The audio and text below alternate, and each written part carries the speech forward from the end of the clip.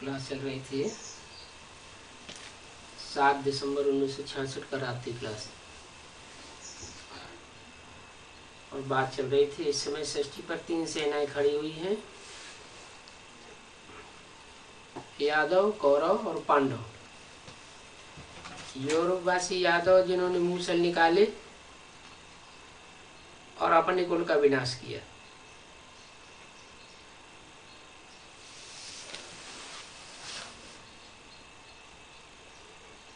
यादववासी वो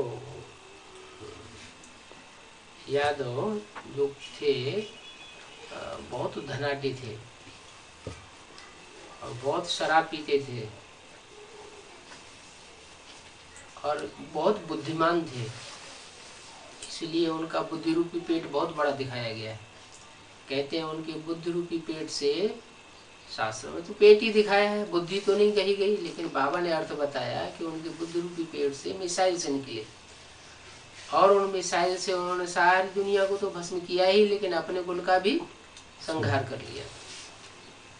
ओ यादव कोई दूसरे नहीं है, रूस और अमेरिका वासी क्रिश्चियंस के लिए ही इशारा दिया गया, क्योंकि पहले तो एटॉमिक एनर्जी की इजाद रशियंस ने की है, बाद में अमेरिकन्स ने उस सारी तकनीक को अपना करके अपने पास पावर ज्यादा बढ़ा ली। यूरोपवासी यादव जिन्होंने मूसल निकाले हैं, अपने ही कुल का विनाश किया। 5000 वर्ष पहले भी यही वामस थे और अभी फिर यही वामस निकले,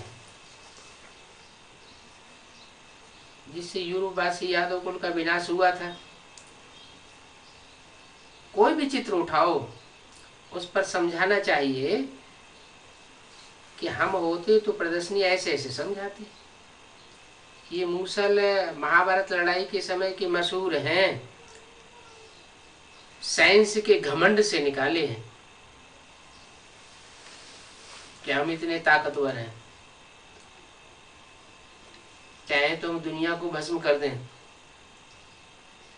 तो ये बुद्धि रूपी पेट से निकले हैं और जो निकाले गए हैं वो काम में तो जरूर आवेंगे। ये कोई घर की सजावट के लिए नहीं रखे हैं, वो काम में आज नहीं तो कल जरूर आवेंगे। रख नहीं सकते हैं और रख करके करेंगे भी क्या? दाम इतना ज्यादा खाया हुआ है क्या? दुनिया की परवरिश जितने में हो रही है उससे भी ज्यादा पैसा लगा करके उन्होंने ये एटॉमिक एनर्जी तैयार की है, तो ये इस्तेमाल तो करने ही होंगे। 5000 साल पहले भी मूसल ने काल अपने कुल का विनाश किया था, अभी फिर टाइम पूरा हुआ। आदि सनातन देवी देवता धर्म की स्थापना होती है। इन मूसलों से आदि सनातन देवी देवता धर्म की स्थापना का क्या कनेक्शन? विनाश होगा पुरानी दुनिया को, पुरानी दुनिया, पतित दुनिया, तामसी दुनिया का विनाश होगा। कैसी तामसी दुनिया? जिनको बुद्धि में यही ध्यान नहीं रहता है कि हम क्रोध में आकर के ये क्या कर रहे हैं, ऐसी चीज का निर्माण कर रहे हैं जिससे हमारा खुद भी, हमारे देश का और हमारा खुद भी विनाश हो जाएगा। कोई क्रोध में आता है तो घर के बर्तन फोड़ने लगता है, उसे यही ध्यान नहीं रहता है कि हम अपना ही नुकसान कर रहे हैं। तो ऐसे ही ये क्रोधी और ये घमंडी, ये घमंड इनका दिखाई पड़ता है। लेकिन ये अगर ये ऐसा न करे तो ये आसुरी सृष्टि जो इतनी ईरान से तुरान तक फैली हुई है, इसका विनाश नहीं हो सकेगा। तो ड्रामा प्लान अनुसार बनाए हुए हैं, और बनाने की प्रेरणा कौन दे रहा है?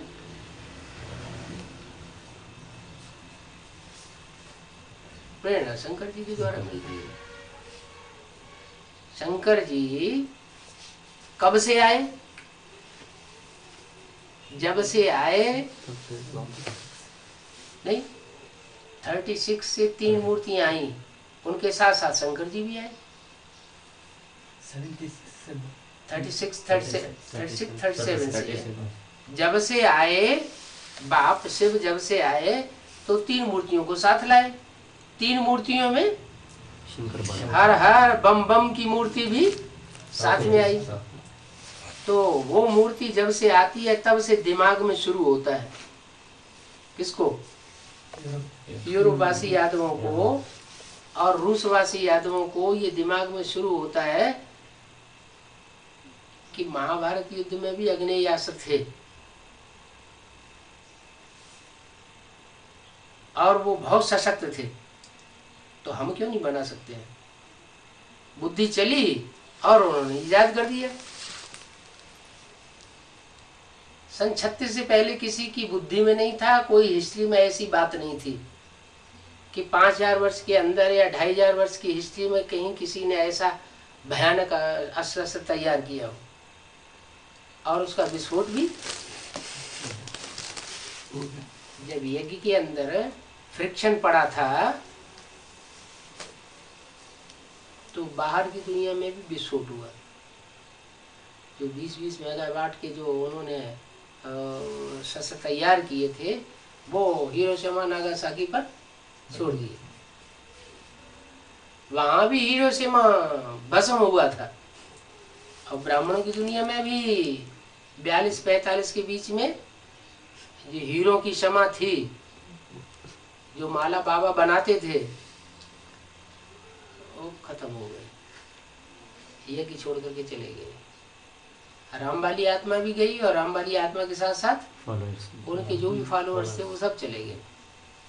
तो ये कनेक्शन है ब्राह्मणों की संगम की दुनिया से बाहर की दुनिया का।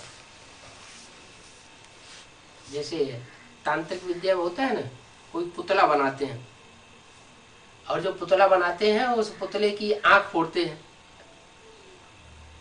कहीं कान छेदते हैं, कहीं पेट में कुछ नुकसान पहुंचाते हैं। तो जिस व्यक्ति का पुतला बनाया जाता है उस व्यक्ति को वो वैसा असर होने लगता है। तो ये तो तांत्रिक विद्या की बात है, वो सीमित बात है।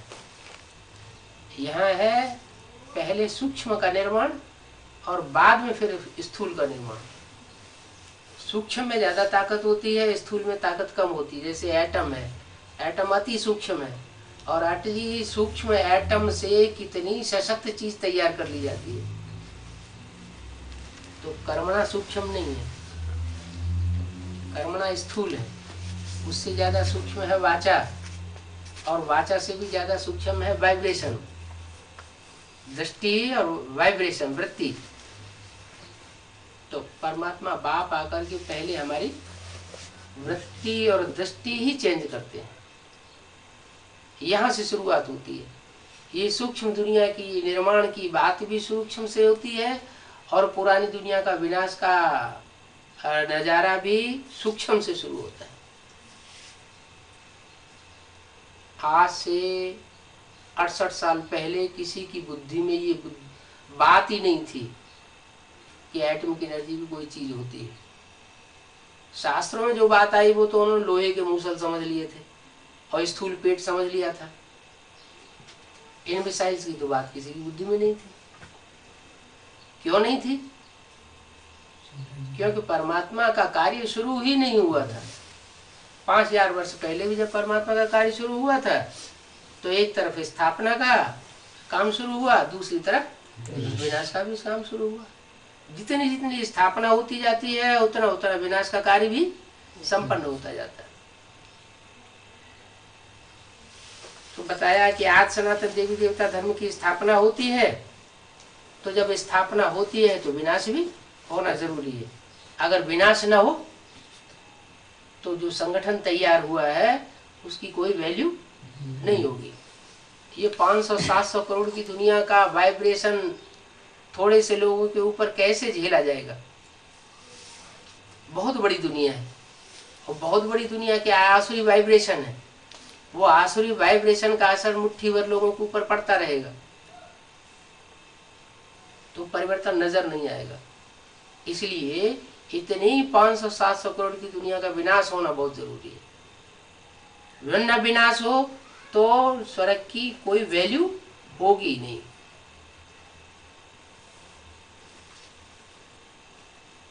तो बोला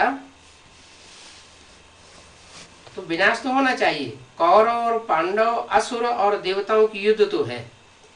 कौरव पांडवों की युद्ध महाभारत में दिखाई गई, और देवासुर संग्राम, देवताओं और असुरों का संग्राम भी दिखाया गया है। और रामायण में राम और रावण का युद्ध दिखाया गया है। ये तीनों जो युद्ध दिखाए गए हैं वो की यादगार है, संगम युग की यादगार है। और तीनों युद्ध के बीच में निमित्त कौन बनता है युद्ध कराने की? देवासुर संग्राम में लक्ष्मी निमित्त बनती है, और महाभारत युद्ध में द्रौपदी निमित्त बनती है, और रामायण के युद्ध में राम रावण के युद्ध में सीता निमित्त बनती है। इसके पीछे युद्ध होता है। तो युद्ध का मूल कारण क्या हुआ? स्त्री, स्त्री नहीं, काम विकार। स्त्री के पीछे काम विकार। काम जो है वो मुखिया है, क्रोध नहीं है मुखिया, काम विकार मुखिया। जब काम की आस पूरी नहीं होती है तो क्रोध में आते हैं, और जब क्रोध में आते हैं तो दोनों तरफ से युद्ध होता है जबरदस्त। ये जीत किसकी होती है? चोरों चकारों की जीत होगी, लंपटों की जीत होगी, या साहूकार की जीत होगी? सच्चाई की जीत होगी। जो सच्चाई के पथ पर होता है उसकी जीत होती है। सच्चाई में भी चलने वालों में भी नंबरवार है। कोई 100% सच्चाई पे चलने वाले होते हैं, कोई थोड़े मिक्स होकर के चलते हैं, आधा झूठ आधा सच। तो जो 100% सच्चाई पर चलने वाला वो ही संसार में भगवान के रूप में प्रत्यक्ष हो जाता है। भगवान साकारी होता नहीं है, मनुष्य को भगवान कहा नहीं जाता है, लेकिन जो भगवान कही जाने वाली शक्ति है, सुप्रीम सोल, जो जन्म मरण के चक्र में आती नहीं है, वो प्रवेश करती है। जो 100% सच्चा व्यक्ति होता है संसार का, उसमें प्रवेश करती है। सच्चा होगा तो उसको द्वापर युग की द्वैतवादी दुनिया में संघर्ष करना पड़ेगा या नहीं?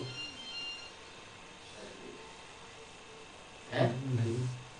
संघर्ष नहीं करना पड़ेगा द्वैतवादी दुनिया में। अद्वैतवादी दुनिया तो है जहाँ एक धर्म होता है, अद्वैत माने दूसरा कुछ नहीं, एक ही धर्म होता है, एक ही राज्य होता है, एक ही कुल होता है, एक ही मत होती है, एक ही भाषा होती है। तो वहाँ तो झगड़े का सवाल ही नहीं। वो सत्ययुगता की दुनिया, वो तो भगवान की बनाई हुई दुनिया है। लेकिन वो सुख की दुनिया जब पूरी होती है, सुखदाता ने जो दुनिया बनाई थी उस दुनिया का कार्य पूरा होता है, तो द्वैतवादी दुनिया में द्वैत फैलाने वाले धर्म पिताएं ऊपर से नीचे मनुष्य गुरु आने लगते हैं। वो मनुष्य गुरु आकर के द्वैत फैलाते हैं। द्वैत फैलाते हैं माने दूसरी दूसरी बातें, दो दो धर्म, दो दो मतें, दो दो कुल, दो दो राज्य और दो दो भाषाएं आरंभ हो जाती हैं। तो झगड़ा तो होगा। दो पार्टियां होती हैं, झगड़ती हैं, तो जरूर उनमें एक कोई सच्चा है और एक कोई जरूर झूठ है, या कोई एक ज्यादा सच्चा है दूसरा कम सच्चा है, तो झगड़ा होता है। तो इस दुनिया में भी जो द्वैतवादी दुनिया जब शुरू होती है द्वापर युग से, तो उसमें राम और कृष्ण वाली आत्माएं भी नीचे उतरती है, देवता से मनुष्य बन जाती है, और उनमें जो दैवत्व की जो कोटि भरी हुई है, वो उसके आधार पर वो इस दुनिया में द्वैतवादी दुनिया में आकर के संघर्ष करती है। संघर्ष करते करते करते करते कलयुग का अंत आ जाता है, और उनके अंदर जो पावर भरी हुई थी ईश्वर से ली हुई, वो पावर खलास हो जाती है, और अंत में वो आत्माएं उन विधर्मियों के प्रभाव में आ जाती है। प्रभाव में आने के कारण अति नीचे गिर जाती है। प्रजा ज्यादा पावरफुल होती है या राजा ज्यादा कंट्रोल करने वाला ज्यादा पावरफुल होता है? तो विधर्मी आत्माएं कंट्रोल करने वाली बन जाती है, और जो स्वधर्मी पक्का है वो संघर्ष करते करते कमजोर हो जाता है। जैसे दो आदमी में झगड़ा हो, चाहे मानसिक झगड़ा हो, एक दूसरे को मेंटल टेंशन के आधार पर तंग कर रहे हो, वाइब्रेशन के आधार पर तंग कर रहे हो, चाहे वाचा का झगड़ा हो, वाचा के आधार पर तू तू मैं होती रहती हो, और चाहे बाहुबल के आधार पर, अस्त्र शस्त्र के आधार पर झगड़ा हो। अस्त्र शस्त्र के आधार पर झगड़ा होता है तो खून बहता है, खून बहेगा तो कमजोरी तो आएगी। एक पार्टी का भी खून बहेगा, दूसरी पार्टी का भी खून बहेगा, तो खून बहने से कमजोरी दोनों ही तरफ आई। जो लगातार संघर्ष करेगा झूठी दुनिया से, तो संघर्ष करते करते कमजोरी आती जरूर है, क्योंकि द्वापर युग से परमात्मा तो सृष्टि पर होता नहीं। परमात्मा न होने की वजह से सच्चाई का रास्ता ढूंढने से मिलता नहीं। तो जैसे दुनिया करती है वैसे ही देवात्माएं वो कार्य करने लग पड़ती है। दुनिया हिंसा का रास्ता अपनाती है बाहुबल के आधार पर, क्योंकि मनुष्य तो बाहुबली ही होते हैं। उतनी बुद्धि तो इतनी है नहीं कि दूसरे धर्म की आत्माएं पुनर्जन्म को माने, उनके तो जन्म ही कम होते हैं। इब्राहिम आया तो इस्लाम धर्म की आत्माएं ऊपर से आना शुरू होती हैं, तो उनके जन्म कम ही होंगे ना द्वापर युग से। क्राइस्ट आते हैं तो उनके पीछे पीछे क्रिश्चियन धर्म की आत्माएं आती हैं, तो क्रिश्चियन धर्म के जन्म जो है इस्लामियों से भी ज्यादा कम होंगे। इसी तरह मोहम्मद आते हैं बाद में, तो मोहम्मद के पीछे पीछे मुस्लिम धर्म की आत्माएं भी आती हैं, तो मुसलमानों के जन्म जरूर कम होंगे। तो जिनके जन्म कम होते हैं वो तो ज्यादा देहभानी होते हैं, वो आते ही हैं पतित दुनिया में। वो आत्माएं पतित दुनिया में आने के कारण उनके अंदर पतित पने के संस्कार ज्यादा ही भरे हुए हैं, और जब आती हैं तो प्रवेश करती हैं उनमें जो ऊपर से आने वाले जो सत्य उत्तरिता से आत्माएं जन्म लेती चली आ रही है। देवात्माएं, क्योंकि देवात्माएं ज्यादा जन्म ले चुकी होती है। ऊपर से आने वाली आत्मा ने पहला जन्म लिया है, तो सात्विक स्टेज में कौन सी होगी और तामसी स्टेज में कौन सी होगी?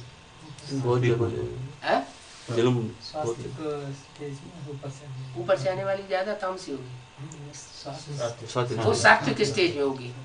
और जो जन्म लेती चली आई है, शरीर से सुख भोगती चली आई है, वो नीचे गिरती है। उनमें भी कैटेगरीज हैं। उन आत्माओं में कोई आत्माओं ने तो बहुत पावर भरी है परमात्मा की याद से, क्योंकि श्रीमत पर चल के वो पावन बनी है, और कोई आत्माओं ने पावर नहीं भरी है उतनी ज्यादा। तो जिन्होंने पावर नहीं भरी है वो जल्दी नीचे गिरेगी, क्योंकि द्वापर कलयुग में बहुत से देवताएं जो हैं जो दूसरे धर्म में कन्वर्ट होते गए हैं, पावरफुल आत्माओं के संग के रंग में आकर के नीचे गिरे हैं। तो कन्वर्ट हुई आत्माएं जो है वो देवताएं थी ना पहले, जो बाद में हिंदू कही जाती है और हिंदू से दूसरे धर्म में कन्वर्ट हो गई। वही कन्वर्ट हुई आत्माओं को परमात्मा बाप फिर आकर के उठाता है और उनको पढ़ाई पढ़ाता है।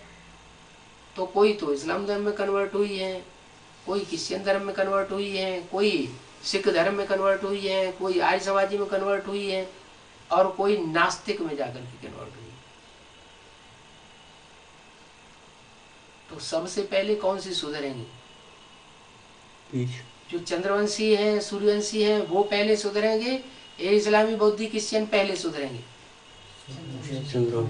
जो सूर्यवंशी चंद्रवंशी थे वही आत्मा पहले सुधरती है। भले उनके संग में आकर के सबसे ज्यादा नीचे गिर जाती है। क्यों सबसे ज्यादा नीचे गिरती है वो सूर्यवंशी चंद्रवंशी?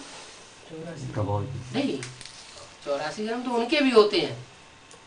दूसरे धर्म की जो बीज रूप आत्मा है उनके भी 84 जन्म होते हैं। बीज रूप आत्माओं के, आधार मूर्त आत्माओं के कम जन्म होते हैं, लेकिन जिनके भी 84 जन्म हुए हैं उन्होंने श्रीमत पर उतनी नहीं चल पाती जो दूसरे धर्म में कन्वर्ट हो रही। कमजोर धर्म में कन्वर्ट होने वाली आत्माएं उतना श्रीमत को पकड़ नहीं पाती। श्रीमत को न पकड़ने के कारण वो अपनी मनवत चलाती हैं या संगी साथी जो मनुष्य हैं उन मनुष्यों की मत से प्रभावित हो जाती है। जैसे यहाँ प्रभावित हुए थे द्वापर कलयुग में दूसरे धर्म पिताओं से, ऐसे ही फिर वहां प्रभावित होते हैं ब्राह्मणों की दुनिया में जन्म लेकर के। तो जो प्रभाव पड़ जाता है उससे बनते हैं प्रजा। जिसका प्रभाव पड़ा उसकी प्रजा बन जाते हैं, और जब प्रजा बन जाते हैं तो कमजोर हो जाते हैं। तो वही आत्माएं जो है वो इस समय द्वापर युग में आकर के जब देवता से हिंदू बनती है तो हमें हमारे भारतवासियों को धोखा दे करके दूसरे धर्म में कन्वर्ट हो जाती है। अभी वो आत्माएं हमारे ब्राह्मण कुल में है। कौन सी? जो कोई इस्लाम धर्म में कन्वर्ट हुई थी, कोई बौद्ध धर्म में कन्वर्ट हुई थी, कोई क्रिश्चियन धर्म में कन्वर्ट हुई थी, और चंद्रवंशी और सूर्यवंशी भी है। सूर्यवंशी वो है जो यज्ञ के आदि में राम के साथ थे और फ्रिक्शन पड़ने पर राम वाली आत्मा भी चली गई और उनके फॉलोअर्स भी चले गए। जाएंगे कहाँ? ऊपर थोड़ी चले जाएंगे। वो जन्म लेकर के फिर इस दुनिया में आते हैं। जब यहाँ जन्म लेते हैं तो जन्म लेने के बाद वो जो पूर्व जन्म का जो ज्ञान मिला हुआ ईश्वरीय ज्ञान वो उनको वापस मिल जाता है। माने ईश्वरीय ज्ञान जो ईश्वर से मिला हुआ ज्ञान है वो कभी नष्ट नहीं होता, वो दूसरे जन्म में जाकर के ऐड हो जाता है। तो वो आत्मा, इसलिए मुरली में बाबा बोलते हैं कि राम फेल हो गया तो उसको बाण मिल गए, धनुष बाण मिल गया, जाओ अपना कमाओ और खाओ, तुम्हें यज्ञ से कुछ भी नहीं मिलेगा। तो जब राम वाली आत्मा को नहीं मिलेगा कुछ भी तो राम के जो फॉलोअर्स हैं उनको भी कुछ मिलने वाला नहीं। माना कि ये हुआ कि वो आत्माएं दोबारा जन्म लेकर के आती है, ब्रह्मा कुमारी विद्यालय से वो ज्ञान उठाती है बेसिक नॉलेज का, और बेसिक नॉलेज का ज्ञान उठाने के बाद उन्हें बेसिक नॉलेज के अंदर कोई मान मर्तबा नहीं मिल सकता। क्या मिला हुआ है उनको? पूर्व जन्म से जो ईश्वर ने उनको ज्ञान बाण दिए हुए हैं वो ज्ञान बाण इस जन्म में आकर के उनको काम में आ जाते हैं, और वो पावर के आधार पर बाण चलाते जाएं और असुरों का संहार करते जाएं। यज्ञ के आदि में जिन्होंने ब्रह्मा को फंसाया था, ब्रह्मा तो कोमल प्रकृति के थे ना, तो कोमल प्रकृति की माँ होने के कारण जो आसुरी बच्चे हैं वो माँ के ऊपर हावी हो जाते हैं। दुनिया में भी क्या होता है, एक बाप के 4-8 बच्चे होते हैं, उनमें कुछ आसुरी प्रकृति के होते हैं, कुछ अच्छी प्रकृति के होते हैं। जो अच्छी प्रकृति के होते हैं वो तो माँ बाप का रिगार्ड करते हैं हर बात में, और जो आसुरी प्रकृति के होते हैं वो माँ बाप के ऊपर हावी हो जाते हैं। खास करके जब बाप शरीर छोड़ देता है तो माँ के ऊपर ज्यादा ही हावी होते हैं, पूरा ही कंट्रोल में कर लेते हैं। तो ऐसे ही हुआ ब्रह्मा के ऊपर। वो आसुरी संप्रदाय राम वाली आत्मा जब चली गई जो कि बाप के रूप में पार्ट बजाने वाली थी, तो वो आसुरी संप्रदाय पूरे हावी हो गए, सारे यज्ञ की सत्ता को अपने हाथ में लेकर के बैठ गए। जब तक मम्मा रही तब तक फिर भी कंट्रोल रहा, क्योंकि मम्मा बुद्धि की तीखी थी तो कंट्रोल करती रही। और मम्मा ने जैसे ही शरीर छोड़ा 65-66 में, वैसे ही वो आसुरी प्रकृति के बच्चे जो हैं अपने हाथ में अपनी मुट्ठी में सारी तंत्र लेकर के बैठ गए। ब्रह्मा बाबा ने जब शरीर छोड़ा तो पूरा ही उनकी मुट्ठी में आ गया। ब्रह्मा बाबा की बुद्धि में भी तब आया जब मम्मा ने शरीर छोड़ा था। क्या बात बुद्धि में आई कि आसुरी प्रकृति के जो बच्चे हैं ये मुख्य नहीं है, वास्तव में ये इनमें ये श्रेष्ठ आत्माएं नहीं है। वो आदि में जो आत्माएं थी जिन्होंने बाबा को क्लैरिफिकेशन दिया था साक्षात्कार की बातों का, वही आत्माएं श्रेष्ठ थी, वही यज्ञ के पिता थी। और फिर बाबा ने यज्ञ में नाम डलवाया, प्रजापिता नाम डालो। ब्रह्मा कुमारी नाम ठीक नहीं है, अधूरा नाम है। तो कोई बच्चा अपनी माँ का नाम बताए और बाप का नाम ना बताए तो वो कमजोरी है। बाप का नाम क्यों नहीं बताता? कोई गड़बड़ है। तो वो गड़बड़ी जो है दूर करने के लिए बाबा ने वो प्रजापिता शब्द ऐड करवाया, ताकि लेकिन ये बात जो है वो ब्रह्मा बाबा की बुद्धि में पूरी पूरी नहीं बैठी कि वही यज्ञ के आदि वाला व्यक्ति तो प्रजापिता था। अगर ये बात बुद्धि में पूरी पूरी बैठ जाती तो गीता के भगवान की बात भी चेंज हो जाती। ब्रह्मा के शरीर छोड़ने के बाद बड़े आराम से आसुरी प्रवृत्ति की आत्माओं ने पिताश्री का नाम मुरलियों में डलवा दिया। पहले से लिखा हुआ था, होता था शिव बाबा याद है मुरली के ऊपर। बाद में जैसे ही मम्मा ने शरीर छोड़ा तो धारा प्रवाह रोज की रोज तारीखों में ये बात डाली जाएगी कि शिव बाबा याद से है, याद है से पहले पिताश्री माने जो बाद में श्रेष्ठ बनने वाली आत्मा है। श्री बाद में है, पिता पहले, माने जो पिता बाद में बनता है और श्रेष्ठ भी बाद में बनता है। उससे भी पहले कोई आत्मा श्रेष्ठ और बन जाती है, क्योंकि जो नर से डायरेक्ट नारायण बनता है वो तो इसी जन्म में नर से नारायण बन जाता है, और जो नर से प्रिंस बनता है राधा कृष्ण के रूप में जन्म लेकर के फिर बाद में नारायण बनता है, तो वो तो बाद में ही हुआ ना।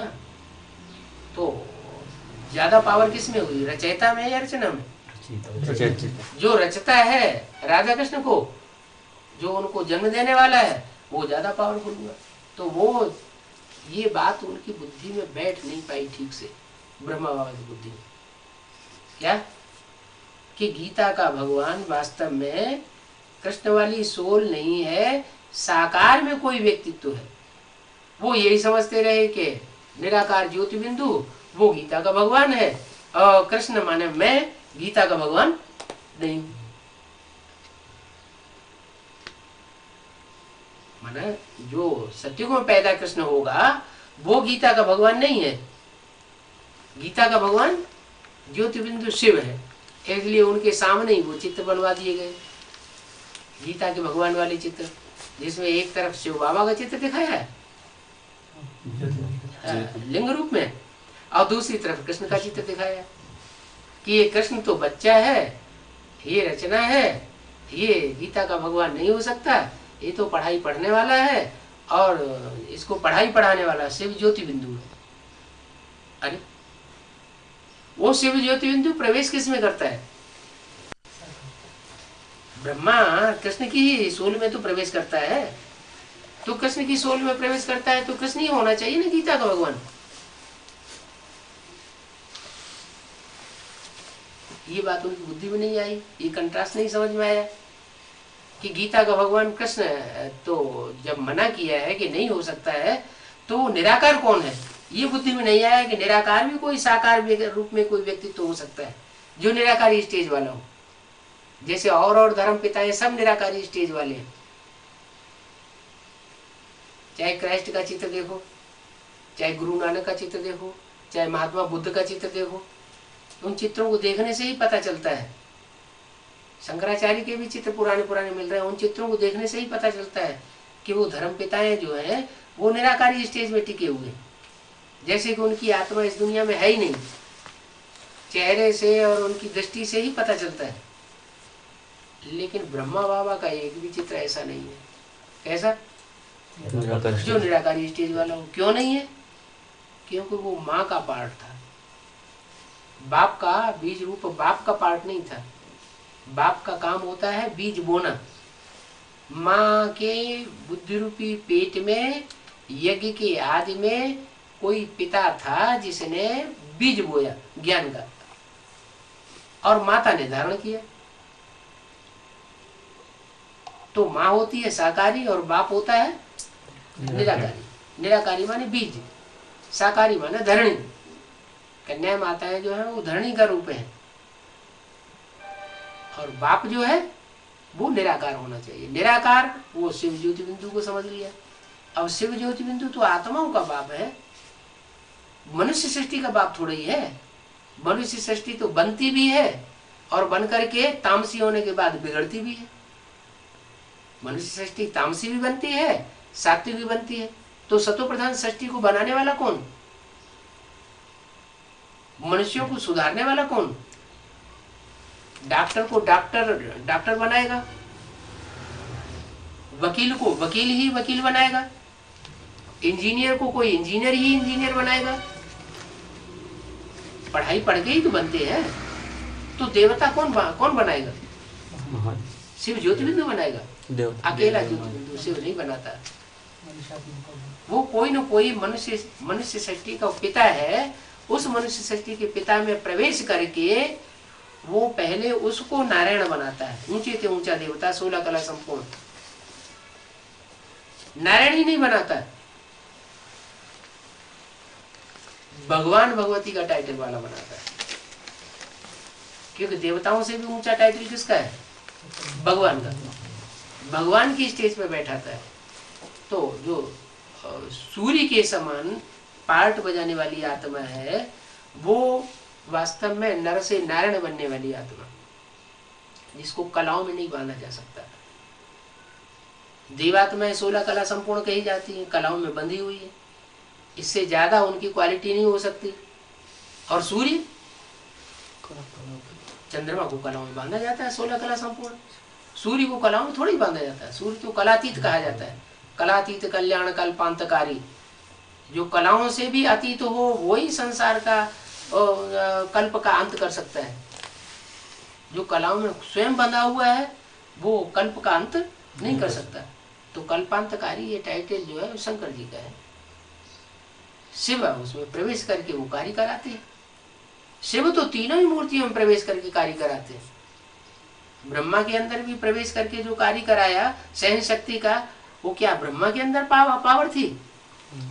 अगर ब्रह्मा के अंदर पावर होती तो 63 जन्मों में पहले भी सहन शक्ति का पार्ट बजा करके सारी सृष्टि को संगठन के सूत्र में बांध लेते। लेकिन दुनिया तो बिखरती चली गई। तो वो सहन शक्ति का पार्ट जो है, वो ब्रह्मा की सोल कृष्ण ने नहीं बजाया। किसने बजाया? शिव ने स्वयं प्रवेश होकर के बजाया। ऐसे ही विश्व रूप में पार्ट बजाने वाली आत्मा जो न्यूट्रल होना चाहिए, लवफुल भी होनी चाहिए और लाफुल भी होनी चाहिए। सहन शक्ति भी वाली होनी चाहिए और सामना करने की भी शक्ति होने वाली होनी चाहिए। तो वो बैलेंस का पार्ट जो है, वो परमात्मा शिव जो है, वो स्वयं आकर के बजाते हैं। कैसे बजाते हैं? वो गुण उनमें प्रवेश हो जाते हैं। किनमें? राम में और कृष्ण में। राम और कृष्ण ये अपोजिट पार्टधारी है। एक है हीरो पार्टधारी, तो दूसरी है हीरोइन का पार्टधारी। कृष्ण वाली आत्मा जो है, वो हीरोइन जैसी पार्ट बजाने वाली है। बाप का बच्चा है। बाप में ज्यादा ताकत होती है या माँ में ज्यादा ताकत होती है या बच्चे में ज्यादा ताकत होती है? बाप में ज्यादा ताकत, उसके बाद बच्चे में ज्यादा ताकत आती है, माँ कमजोर पड़ जाती है।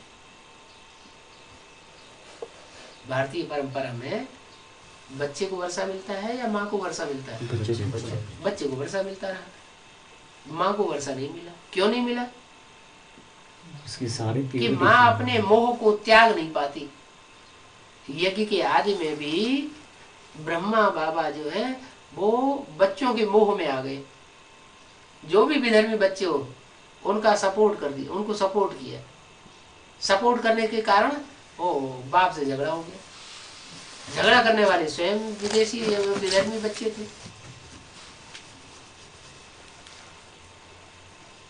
स्थापना के साथ साथ यज्ञ कुंड से विनाश ज्वाला प्रज्वलित हुई। कब? यज्ञ के आदि। तो जो विनाश ज्वाला प्रज्वलित करने वाले थे, वो कौन थे? वही विधर्मी बच्चे। उन्होंने ही माँ को भड़काया। माँ तो सीधी सादी उन बातों बच्चों की बातों में आ गई। आज की दुनिया में भी ऐसे ही होता है। जो आसुरी बच्चे होते हैं, वो माँ को अपनी मुट्ठी में ले लेते हैं और फिर अपनी चलाते हैं। आज से ही यज्ञ में ये फ्रिक्शन पड़ा हुआ है और अभी भी यज्ञ में ये फ्रिक्शन पड़ा हुआ है कि जो भी दीदी दादियां दादा हैं, जो कन्या माताएं हैं, उनको कोई भाई लोग हैं जिन्होंने अपनी मुट्ठी में लिया हुआ है। दूसरे धर्म में कन्वर्ट होने वाली आत्माएं हैं। वो दूसरे धर्म में कन्वर्ट होने वाली आत्माएं ब्रह्मा बाबा के ऊपर भी हावी हो चुकी थी। उन्होंने वर्ल्ड एनिमल ट्रस्ट बना लिया। मुरली में बाबा ने बोला कि तुम अपनी संस्था को रजिस्टर्ड नहीं करा सकते, हमारी तो ईश्वरीय संस्था है, हम आसुरी गवर्नमेंट से अपनी संस्था को रजिस्टर्ड क्यों करें? आसुरी गवर्नमेंट से रजिस्ट्रेशन कराएंगे तो आसुरी गवर्नमेंट के अंडर में कायदे कानून में चलना भी पड़ेगा, तो हम तो नीचे हो गए। हम रचयिता कोटि के बच्चे हैं या रचना है? हम तो रचयिता बाप के बच्चे हैं, हम तो सूर्यवंशी बच्चे हैं। सूर्यवंशी बच्चों को तो अपना फकुर होना चाहिए कि हम दूसरे किसी के अधीन होकर के क्यों चलें। आसुरी गवर्नमेंट के ही अधीन होकर के चलेंगे तो हम तो अधीन ही बन जाएंगे ना। तो बाप तो हमको अधिकारी बनाने आया है, राजा बनाने आया है, हम क्यों अधीन बने, हम क्यों उनके नौकर बन करके रहे? तो बाबा ने तो मना कर दिया कि रजिस्ट्रेशन नहीं कराना। लेकिन जो चालाक बच्चे थे, गवर्नमेंट से अगर रजिस्ट्रेशन नहीं होगा तो पावर नहीं रहेगी, हमारे हाथ में कोई पावर। अगर हम रजिस्ट्रेशन करा लें तो हमारे हाथ में पावर आ जाएगी। ओ ब्रह्मा बाबा को कुछ नहीं बताया, और जो ब्रह्मा बाबा की सरपंच अच्छे अच्छे बच्चे थे उनको भी नहीं मालूम होने दिया।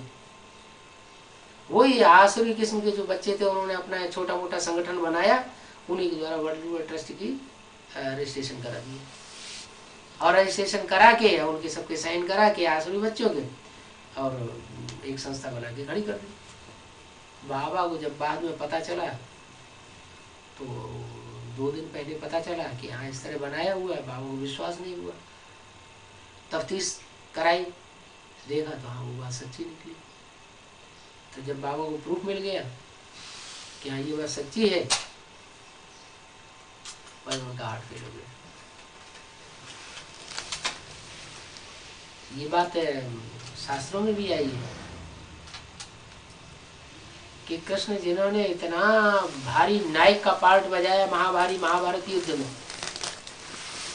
वो कृष्ण नायक अंतिम समय में एक बहेलिये ने तीर मारा पाँव में, और उससे घायल होकर के खत्म हो गए।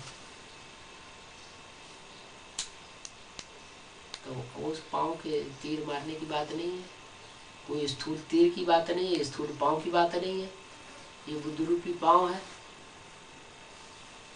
जैसे पाँव से कहीं पहुंचा जाता है वैसे बुद्धि भी पहुंच होती है। कहते हैं तुम्हारी बुद्धि की पहुंच जो है वो हमारे गुरु तक नहीं हो सकती।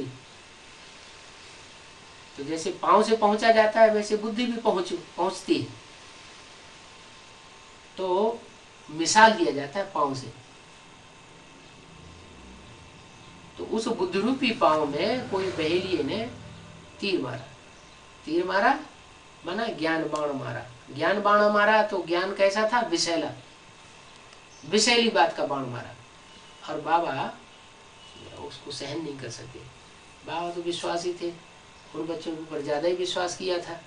ये समझ नहीं सके कि आसुरी बच्चे हैं या दैवी स्वभाव वाले बच्चे हैं। तो चोट खा गए, भले चोट खा गए, लेकिन चोट खाने के बावजूद भी उनमें इतनी निश्चय बुद्धि थी कि वो शरीर छोड़ने के बावजूद भी जो सूक्ष्म शरीर पकड़ा, उस सूक्ष्म शरीर से अभी भी कायम कर रहे हैं। लेकिन माँ का चोला था, माँ का चोला उसके लिए एक खास कमजोरी होती है। कौन सी? मोह की। पहले भी उनके अंदर मोह था, और सूक्ष्म शरीर के अंदर जब आ गए तो सूक्ष्म शरीर सूक्ष्म रूप में वो मोह का कीड़ा अभी तक भी जमा हुआ है। वो आत्मा जब राम वाली सोल के कनेक्शन में आती है तो बीज रूप स्टेज पकड़ लेती है। कौन? ब्रह्मा की सोल। और जब मोह में आती है तो उन्हीं बच्चों के पास भागती है, और वहां जाती है गुलजार दादी में प्रवेश करती है तो सूक्ष्म शरीर से प्रवेश करती है। क्या जैसा संग का रंग लगता है वैसा ही उनका स्वरूप बन जाता है। गुलजार दादी अभी तक भी बिंदु रूपी स्टेज नहीं पकड़ सकी। बीज रूपी स्टेज न पकड़ पाने के कारण उनके संग के रंग में आते हैं तो उनको सूक्ष्म शरीर धारण करना पड़ता है, सूक्ष्म शरीर वाले बन जाते हैं। और जब राम वाली सोल में प्रवेश करते हैं, राम वाली आत्मा है सारी दुनिया का बीज, तो बीज के कनेक्शन में आने के कारण उनकी भी बीज की स्थिति बन जाती है। तो माँ अभी भी मुगालते में, अभी भी उन बच्चों के पास भाग रही है।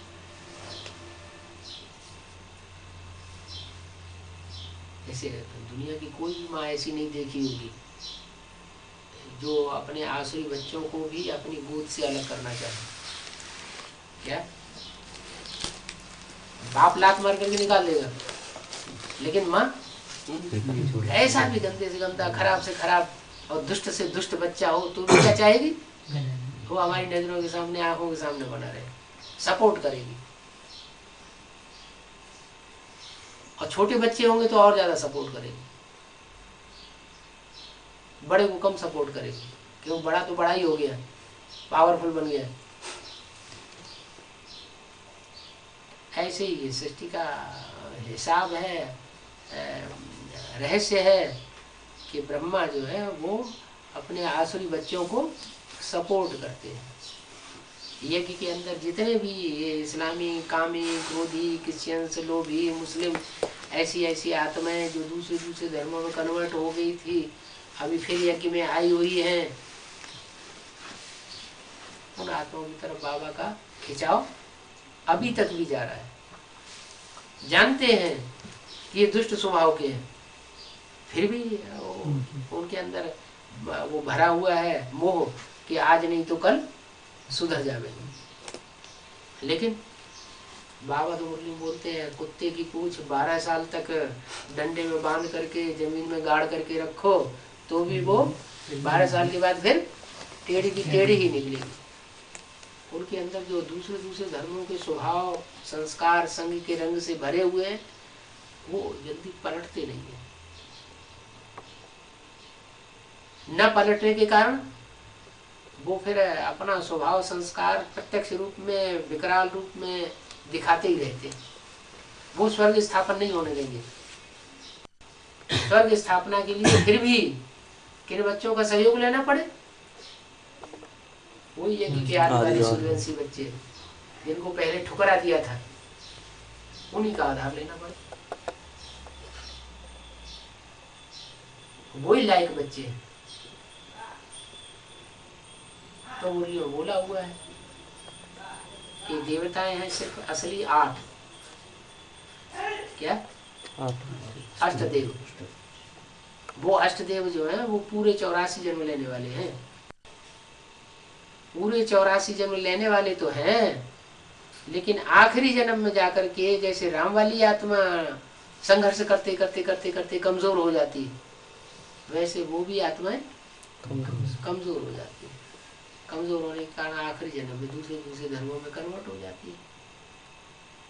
जिसने जिसका ज्यादा संग लिया वो उसी में कन्वर्ट हो जाता है। तो इसलिए बाबा ने बोला है डबल विदेशी बच्चे। यहाँ ज्ञान की भाषा में लौकिक परिवार से उनका ज्यादा मोह रहता है, लौकिक परिवार वाले भी उनको ठुकराए देते हैं, और ब्राह्मण के परिवार में भी उनको ठोकर मिल जाता, देश निकाला मिल जाता है। तो दोनों तरफ से मारे गए, माने डबल विदेशी हो गए। ऐसे वो डबल विदेशी बच्चों को बाबा सपोर्ट देता है। कौन? शिव सुब्रह्मण्य सोल। लेकिन अव्यक्त वाणियों में सपोर्ट की बात क्यों बोलते हैं? वो तो ब्रह्मा की सोल है, क्योंकि ब्रह्मा की सोल भी गुलजार दादी में जब प्रवेश करती है तो सूक्ष्म शरीर से प्रवेश होने के बावजूद भी वो याद में रहती है। तो याद में रहने के कारण उनके मुख से जो भी वाचा निकलती है वो वाचा परमात्मा शिव के याद के अंदर निकली हुई भाषा होने के कारण वो मुरलियों से हमेशा टैली होती है। मुरलियों में जो कुछ भी बाबा ने 18 साल बोला हुआ है, 50-51 से लेकर के 68 तक, उन बातों का कहीं भी अव्यक्त वाणी में क्रॉस नहीं। क्यों नहीं क्रॉस है? कि बाबा की याद में वो वाणी बोली गई। बाकी उसका अर्थ ये नहीं लगाना चाहिए कि शिव बाबा उनमें प्रवेश होकर के बोलते हैं। मुरली में तो बता दिया है कि मैं सूक्ष्म पतनवासी ब्रह्मा में नहीं आता हूँ। तो सूक्ष्म पतनवासी ब्रह्मा में आता ही नहीं हूँ तो प्रवेशता की बात ही खत्म हो गई।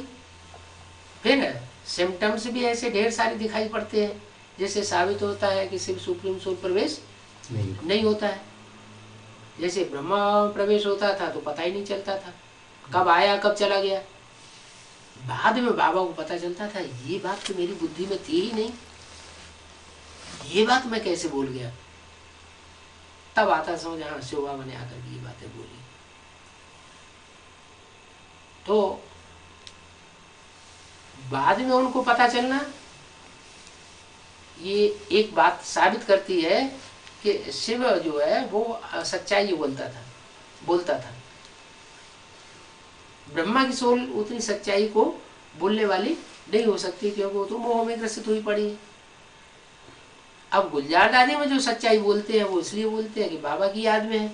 बाबा की याद में होने के कारण सच्चाई तो निकलती है। उसी तरह जैसे कि बड़े बड़े जो कवि हुए हैं, तुलसीदास, सूरदास, वाल्मीकि, तो उन कवियों ने जब भाव विभोर होकर के जो कविता लिखी है तो उस समय उनकी सात्विक वृत्ति होती है।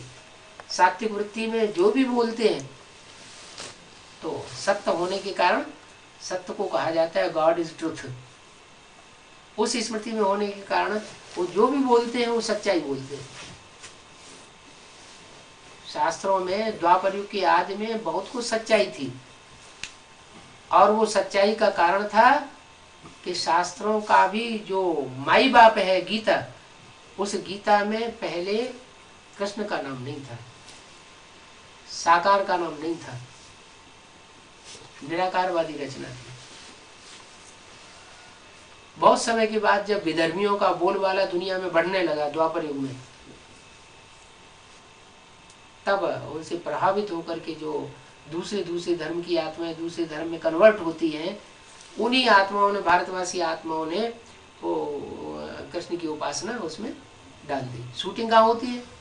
ब्राह्मण की संग दुनिया में। बाबा ने भले मुरली में कहा ब्रह्मा का चित्र नहीं रखना है, ब्रह्मा को याद नहीं रखना है, लेकिन जो देवानी आत्माएं हैं वो देव को याद करेंगी या ब्रह्मा में प्रवेश हुए शिव को याद करेंगे?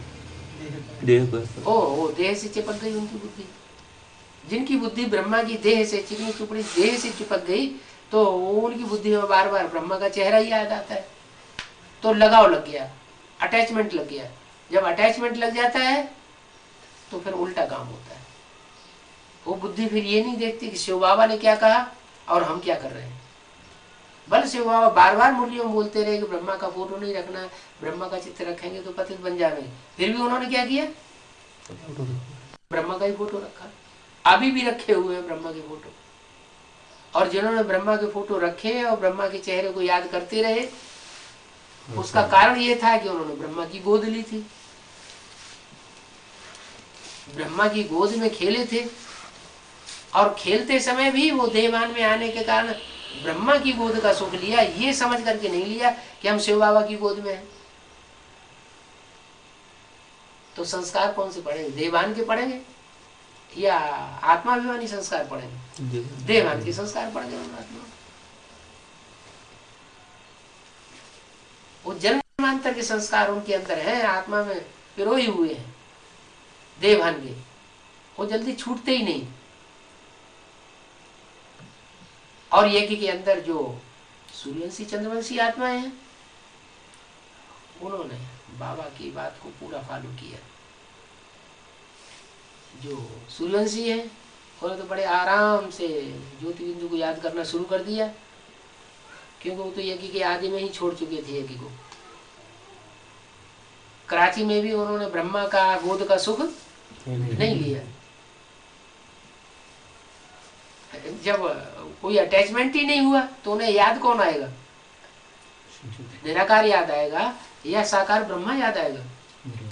वो निराकार याद आ रहा। उनकी बड़ी आराम से वो स्थिति बन जाती है निराकारी स्थिति, क्योंकि शंकर अंग लिया ही नहीं। और जो अभी भी यज्ञ के अंदर रहे पड़े हैं और ब्रह्मा का पूरी पालना ली है साकार में, उनको ब्रह्मा ही याद आता है। तो ब्रह्मा की याद आने के कारण वो ब्रह्मा को प्यार ज्यादा करते हैं। क्यों प्यार करते हैं? क्योंकि बाप सख्त स्वभाव का होता है। वो सख्त स्वभाव विधर्मी बच्चों को पसंद नहीं, वो टकरा जाते हैं। आसुरी बच्चे हैं ना, तो आमने सामने तो टकराते नहीं है, क्योंकि बाप ज्यादा पावरफुल है, इसलिए वो तिकड़म भिड़ाते हैं। माँ को अपनी मुट्ठी में कर लो, माँ के ऊपर प्रेशर डालते हैं। घर घर परिवार में भी ऐसे ही होता है ना, शरारती बच्चे होते हैं तो बाप से कुछ नहीं कहेंगे लेकिन माँ के पीछे पड़ जाएंगे, रोएंगे, चिल्लाएंगे, दबाव डालेंगे, जबरदस्ती करेंगे, मारपीट करेंगे, वो सब हथकंडे अपनाते हैं।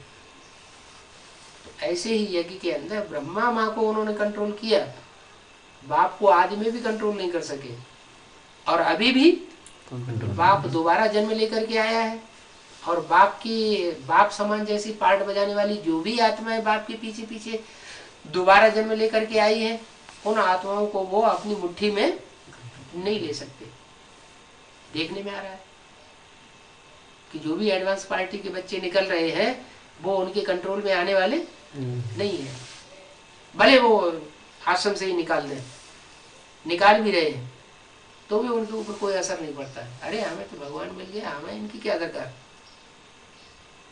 पावरफुल आत्मा है, यज्ञ के आदि में भी पावरफुल थी और अभी भी पावरफुल है। वो झुकेंगी नहीं किसी के सामने, असरों के सामने तो बिल्कुल नहीं झुकेंगी, और झुकेंगी तो वो ही झुकेंगी जो दूसरे धर्म के बीज होंगे। क्या एडवांस पार्टी में भी बीज रूप आत्माएं तो सब हैं, लेकिन अलग अलग धर्मों के बीज हैं। जो इस्लाम धर्म के बीज होंगे वो बीके नॉलेज में जाकर के इस्लामियों से जाके मिलेंगे, बाप से कंप्रोमाइज नहीं करेंगे, वो फिर भी उनको सपोर्ट करेंगे। बौद्ध धर्म के जो बीज होंगे वो वहां जो बौद्ध पड़े हुए हैं बेसिक नॉलेज में, उनको सपोर्ट करेंगे। क्रिश्चियन धर्म के बीज होंगे वही जाकर के जिसने दिखावे की चित्र बनाए हैं ढेर सारे, किसने, रमेश भाई ने। क्रिश्चियंस दिखावा ज्यादा करते हैं ना, उन्हीं से जाके मिलेंगे। माने जिस धर्म का बीज होगा वो उसी धर्म के आधार मूर्तों में जाकर के मिल जाएगा। तो फिर उनके जो फॉलोअर्स हैं वो भी उन्हीं से मिलेंगे जाके। और जो बेसिक नॉलेज वाले हैं, आधार मूर्त ब्राह्मण, दूसरे धर्मों के आधार जड़ों पे बैठे हुए, उनकी स्थिति अब ये बन गई है कि वो जो दुनियावी धर्म गुरु हैं जो रास्ता अपना रहे हैं भक्ति मार्ग का, उसी रास्ते को वो अपनाने लग पड़े। ज्ञान की बातों को सबको छोड़ते जा रहे हैं। क्यों छोड़ते जा रहे हैं? क्योंकि ज्ञान की गहराई को एडवांस पार्टी वालों ने पकड़ लिया, और वो एडवांस पार्टी की जो भी बातें निकलती हैं वो उनको तीर की तरह लगती हैं। जैसे राम के बाण हो तो तिलमिला जाते हैं सुनकर के, जवाब उन पर आता नहीं, इसलिए घृणा करते हैं, स्वीकार नहीं करना चाहते, हट पकड़ चुके हैं। भले अंदर से समझते हैं कि ये सच्चाई है तो भी विरोध करते हैं। तो सच्चाई को उन्हें स्वीकार नहीं करना है। देहभान इतना ज्यादा है, देह अहंकार इतना ज्यादा है कि मरते मरते मर जाएंगे। ब्रह्मा बाबा को याद करने वाले किसकी गति को पाएंगे? जो ब्रह्मा की गति हुई होगी तो वो उनकी गति होगी। और बड़े बड़े दीदी दादी दादा कैसे शरीर छोड़ रहे हैं? अकाली मौत में शरीर छोड़ रहे हैं। जैसे ब्रह्मा ने अकाली मौत में शरीर छोड़ा, ऐसे उनके भी अकाली मौत में शरीर छूट रहा है। तो जिनका अकाली मौत में दुनिया में भी शरीर छूटता है वो सब सूक्ष्म शरीर धारण करते हैं। ये सूक्ष्म शरीर क्यों मिलता है? इसलिए मिलता है जो ज्यादा पाप करते हैं वो उनको थोड़े समय ज्यादा पाप न कर सके, इसलिए उनको अपना शरीर नहीं मिलता है। क्योंकि शरीर के आधार पर ही पाप पुण्य बनता है, तो उनको सूक्ष्म शरीर मिल जाता है। और सूक्ष्म शरीर में पाप पुण्य का लेप छिप लगेगा नहीं, वो तो जिसमें प्रवेश करके पार्ट बजाएंगे उसके ऊपर सारा भार चला जाएगा। तो थोड़े समय के लिए वो पाप न करें, उनके पाप का बोझा ज्यादा न बढ़े, इसलिए वो सूक्ष्म शरीर मिलता है। मिलता किनको है? अकाली मौत वालों को। अकाली मौत किसकी होती है? जो ज्यादा पाप करते हैं। तो ये सब दूसरे दूसरे धर्म के जो भी हैं आधार मूर्तों में या बीज रूप आत्माओं में भी जो अकाली मौत में शरीर छोड़ रहे हैं, वो सब वही पापी आत्माएं हैं, जन्म जन्मांतर की पापी आत्माएं। अभी भगवान मिला है, भगवान का अंजाम करके इस ज्ञान को ले रहे हैं, तो भी ज्ञान की बातों को और भगवान को नहीं मानते। हम इस बात को नहीं मानेंगे। सारी बातें सच्ची हैं, ईश्वरीय ज्ञान सच्चा है, लेकिन इस बात को हम नहीं मान सकते। आधी बात मानेंगे श्रीमत की, आधी बात श्रीमत की नहीं मानेंगे। क्यों नहीं मानेंगे? क्योंकि 63 जन्मों में उन्होंने उन विधर्मियों का संग लेकर के भारत को धोखा दिया था, कन्वर्ट हुए थे और अभी भी कन्वर्ट हो रहे हैं। उन्हीं विधर्मियों की बातों कन्वर्ट होकर के उन्हीं की बातें सुनेंगे। बीके नॉलेज वाले हैं, वो जो असल सूर्यवंशी एडवांस पार्टी वाले हैं, उनसे नहीं मिलेंगे कभी। मिलेंगे भी तो किससे मिलेंगे? जो एडवांस पार्टी में दूसरे धर्म की बीज उपाधि है। तो जो संघर्ष है वो बड़ा हो जाता है। ब्रह्मा कुमारी संस्था वाले एडवांस पार्टी का सन 76 से लेकर के 98 तक कुछ भी नहीं बिगाड़ सके। बिगाड़ने की स्टेज पे आ रहा है तो कब आए? जब एडवांस पार्टी की ही आत्माएं उनसे जाकर के मिल गई, तब उनमें पावर आ गई। क्योंकि ज्ञान की भी तो पावर होती है। जो एडवांस नॉलेज है वो एडवांस नॉलेज उन्होंने जाकर के उनको सुनाना शुरू कर दी। चलो गनीमत है, कम से कम जो आर्य समाजी किस्म की आत्माएं थी वो जाकर के उनसे मिली, नास्तिक किस्म की आत्माएं वो जाकर के उनसे मिली। जो एडवांस पार्टी की सशक्त आत्माएं, इस्लामी, बौद्धिक, क्रिश्चियन जो मुख्य मुख्य धर्म है, वो नहीं मिले जाके अभी, वो भी जाके आगे मिलेंगे। तो उनसे भी उनको सच्चाई तो मिली ना। आर्य समाजियों में भी बहुत कुछ सच्चाई होती है, भले कलयुग के अंत का धर्म है, लेकिन तामसिक ज्ञान को पकड़ते हैं, सात्विक ज्ञान को नहीं पकड़ते। बाप के सात्विक पने को पहचान नहीं पाते। तो उनसे मिलकर के उन्होंने 98 में जो घात किया वो तब कर पाया।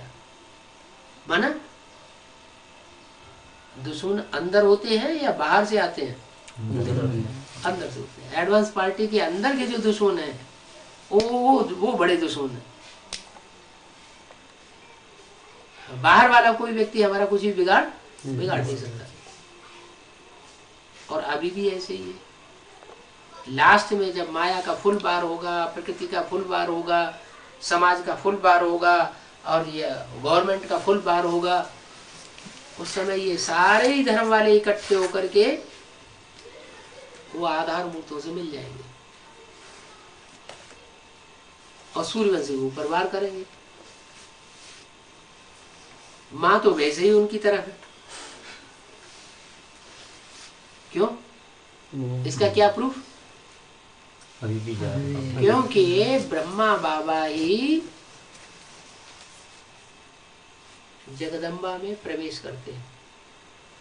लास्ट में जब तामसी रूप होता है तो तामसी आत्मा तामसी स्वरूप में प्रवेश कर जाती है। जगदम्बा जो दुर्गा का पार्ट बजाती है सात्विक स्टेज में, वो ही फिर तामसी बनने पर महाकाली का पार्ट बजाती है। और महाकाली में पार्ट बजाएगी तो मार काट मचा देगी। सबसे ज्यादा विनाश माया करती है या प्रकृति करती है? नहीं, माया का तो बार देखो कब से होता चला आया है। इतने तो ना अनिश्चय बुद्धि नहीं बन रहे हैं। अनिश्चय बुद्धि बनना माना विनाश हो जाना। तो है तो फिर भी ना मौजूद है, टक्कर तो ले रहे हैं ना। लेकिन प्रकृति तो इतना विकराल रूप धारण करती है कि भूकंप ला देती है, जमीन धरणी हिल जाती है। धरणी कौन है ज्ञान में? धरणी का रूप ज्ञान में कौन है? कन्या है, कन्या माता है। तो जो कन्या माताएं हैं, जो ज्यादा तादाद है यज्ञ के अंदर जिनकी, तो महाकाली महाकाली के रूप में जब पार्ट बजाती है और उसको बेसिक नॉलेज वाले सपोर्ट करते हैं, तो चारों तरफ से बौछार होती है। जैसे धरणी जब हिलती है ना, तो बड़ी बड़ी बिल्डिंगें हैं, महल माड़ियाँ अटारियाँ हैं, बड़े बड़े किले हैं संगठन के, वो सब टूट जाते हैं, सब दब के मर जाते हैं। तो ऐसे ही ब्राह्मणों की दुनिया में जब वो प्रकृति विकराल रूप धारण करती है, महाकाली का रूप धारण करती है, तो ढेर सारे अनिश्चय बुद्धि होकर के गिर पड़ेंगे, मर पड़ेंगे। थोड़ा सा रूप रह जाएगा एडवांस पार्टी,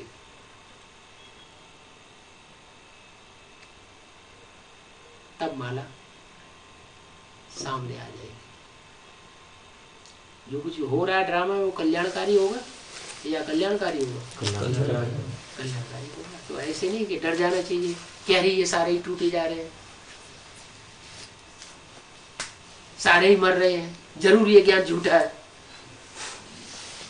नहीं, जब नई दुनिया बनेगी, नया संगठन बनेगा, जो बाबा ने बोला है पांडवों का किला ऐसा बन जाएगा जो एक भी असुर उसमें प्रवेश कर नहीं सकेगा। तो अभी तो सारे ही भरे पड़े हैं।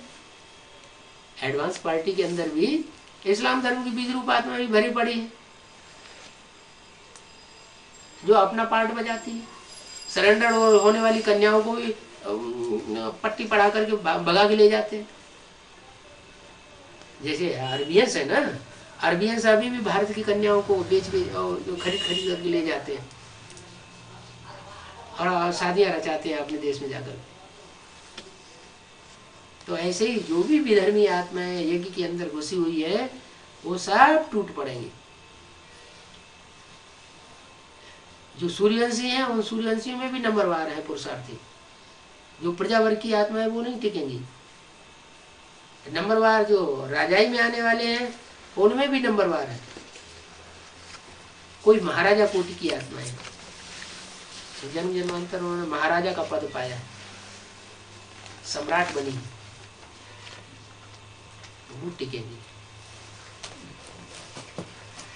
क्योंकि वो ज्ञान में भी तीखी होती है, याद की यात्रा में भी तीखी होती है, सेवा में भी उनका सेवा का बैलेंस बहुत ज्यादा होगा। बाप किन बच्चों को याद करते हैं? सेवाधारी बच्चों को याद करते हैं। तो जिन्होंने जितना ज्यादा सर्विस का बैलेंस है, ऐसे सर्विसेबल बच्चे जो हैं वो बाप के स्मृति के पात्र हैं।